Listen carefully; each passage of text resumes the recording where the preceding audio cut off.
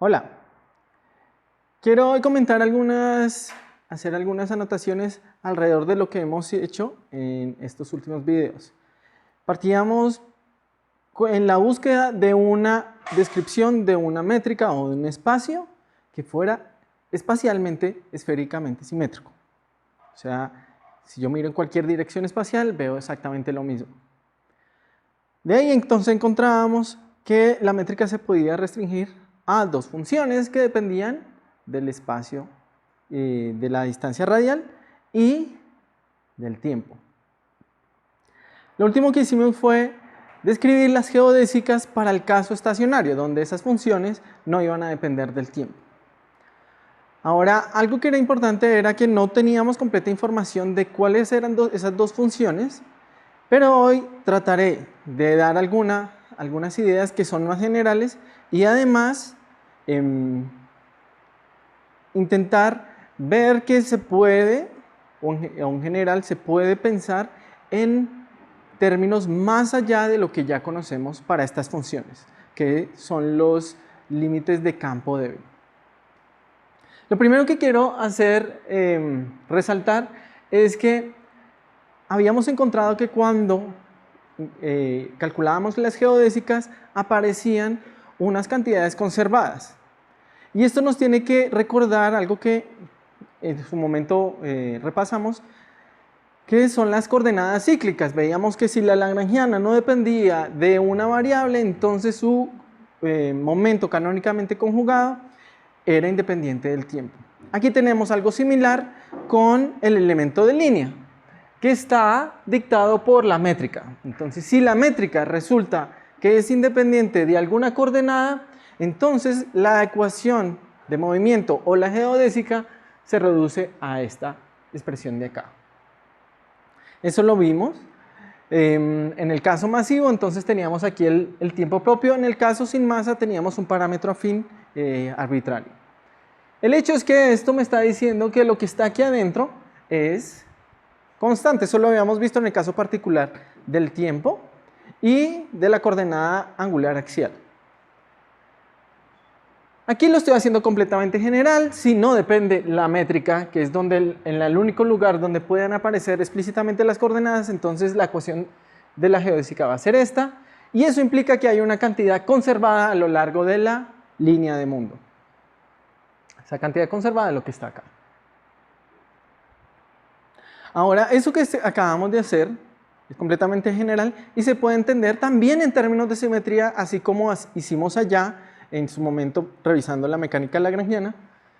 Ahora lo entendemos como simetrías del espacio, que también se le llaman isometrías. ¿Cuál es la idea? Imaginémonos que yo puedo definir un vector que me define traslaciones a lo largo de cierta coordenada, pero esas traslaciones van a ser particulares porque dejan invariante el elemento de línea. Eso es una isometría. Entonces yo hago una transformación a lo largo de alguna coordenada y mi elemento de línea queda invariante, eso lo voy a llamar isometría.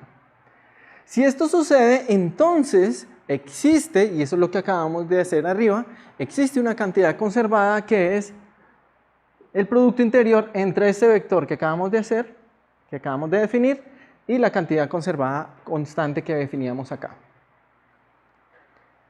Aquí lo estoy diciendo exactamente lo de arriba, pero entonces lo estoy dando más en términos geométricos y en términos de simetrías del espacio o isometrías. Ahora, ya que esos vectores son bien especiales, me dicen precisamente las direcciones de las isometrías del espacio, entonces se les tiene un nombre, les tiene el nombre de vectores de Killing, precisamente en honor al matemático, y me dicen, físicamente me están diciendo cuáles son las componentes del cuadrimomento que se conservan, ¿cierto? Aquí lo que tengo es la cuadrivelocidad veces la masa, tendríamos el cuadrimomento en general. Me dictan, también me dan información sobre cuáles son las isometrías de mi espacio, o sea, yo puedo pensar al revés. Si veo que hay componentes de cuadrimomento que se conserva a lo largo de las geodésicas del espacio, entonces puedo identificar las isometrías del espacio. Aquí yo lo he presentado de una manera bastante trivial, pensando en que yo sé las coordenadas en que la métrica no depende, ¿sí? Puede ser muy evidente como sucedió, por ejemplo, con el caso estático donde el tiempo no aparecía y donde no aparecía la coordenada angular axial, pero puede suceder que las coordenadas que yo estoy utilizando no dejen evidente estas isometrías. Igual que sucede con la mecánica lagrangiana, pueden haber unas coordenadas canónicas que no evidencian, por ejemplo, la conservación de momento angular, mientras que las coordenadas angulares dejan evidentemente esto. Entonces, en general no es obvio esto que acaba de decir, pero hay coordenadas que lo dejan ver explícito, como el caso que acabamos de estudiar. Entonces, esto me permite introducir un tema que más adelante también tocaremos, pero aquí ya lo podemos ver utilizando el ejemplo del espacio esféricamente simétrico. Lo otro que quería comentar era que ya habíamos escrito mi elemento de línea de esta manera, con dos funciones. En este caso estoy volviendo al caso esféricamente simétrico. ¿Qué sabemos de esas dos funciones? Recordemos que estoy utilizando las unidades de la velocidad de la luz igual a 1. Si eso es cierto, entonces estas funciones son adimensionales. ¿Y de quién van a depender? Pues van a depender de la masa que genera la deformación del espacio-tiempo. La constante de Newton tiene que estar por ahí porque es la que me da información sobre la gravedad. Tiene que estar por ahí la distancia, ya sabemos. Y pues en principio también está la velocidad de la luz, pero no va a afectar nuestro análisis porque estamos tomando la de unidades sin unidades. Sus valores 1. Entonces estas dos funciones van a ser funciones de estas dos. Pero como yo quiero que sean funciones adimensionales, yo sé que estas dos van a entrar en una combinación que va a ser Gm sobre R, que es adimensional. ¿Sí? Es adimensional en las unidades que estoy manejando. O sea que puedo simplemente decir que esas dos funciones, para que sean adimensionales, tienen que ser funciones del potencial gravitacional. Bien, fíjense que es completamente general. Hasta aquí no hay ninguna aproximación clásica. ¿Okay? Newtoniana me refiero. Ahora, si yo pienso que los campos son relativamente débiles, yo puedo pensar en una expansión de Taylor y pensar que expando alrededor del punto cero, que es el punto de espacio plano, donde ya sabemos que ambas funciones se reducen a 1. ¿Sí? Entonces el primer término va a ser 1 y empiezo a expandir, serie de Taylor. ¿Qué sabemos de estas funciones? Primero, sabemos que si yo quiero que esto reproduzca los resultados no relativistas que alguna vez estuvimos explorando, o el límite newtoniano que también se conoce, sabemos que este primer término me tiene que dar 2. Sí, eso ya lo discutimos y lo justificamos por dos medios, de dos maneras distintas.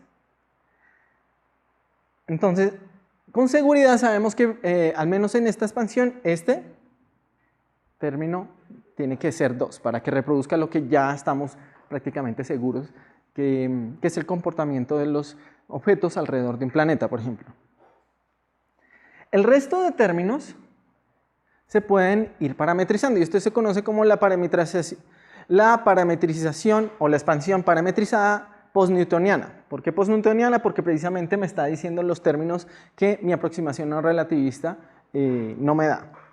Y esta parametrización me la da, en particular, se puede complicar un poco, en términos de dos parámetros numéricos, este gamma y este beta. De tal manera que entonces yo puedo inventarme teorías de gravedad que me digan algo sobre esos números.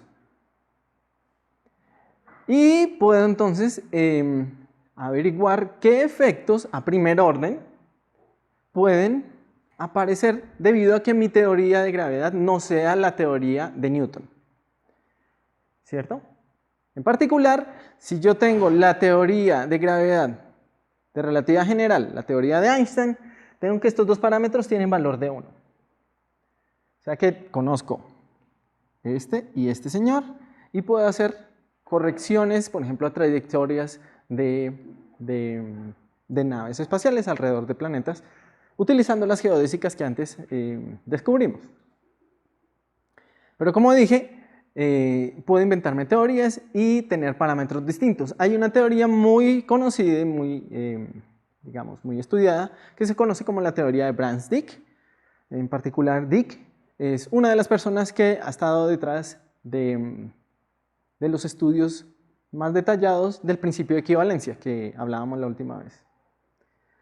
En esta teoría se está involucrando las ideas de la quinta fuerza que también discutíamos la vez pasada y se introduce un campo extra que empieza a afectar cómo las partículas se mueven en el espacio. De tal manera que entonces la gravedad tiene que ser modificada y va a ser modificada de tal manera que este parámetro gamma que aparece aquí y que va a afectar este término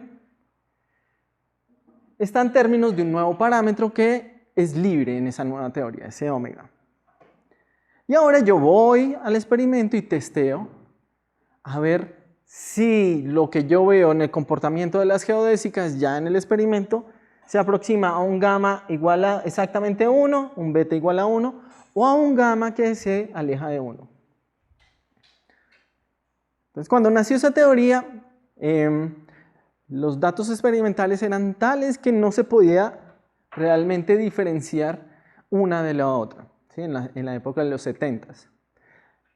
En el momento, lo que hay son cotas a este omega y sabemos que por lo menos hasta la quinta decimal en estos números se alejan del valor de 1.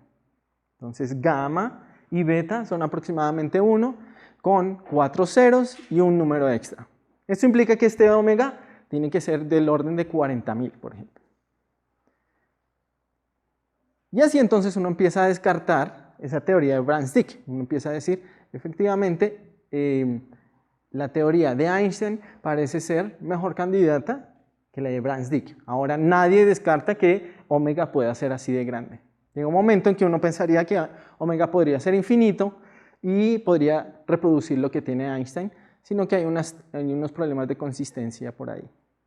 Entonces digamos que presento esto para mostrarles que no tenemos todavía una teoría de la relatividad general, no la hemos construido aquí, pero ya tenemos idea de cómo podríamos testear o formular nuevas teorías simplemente yendo al experimento, planteando valores para estos parámetros y ver si esta nueva teoría de la relatividad o de la gravedad, perdón, puede describir estos números aproximados a 1.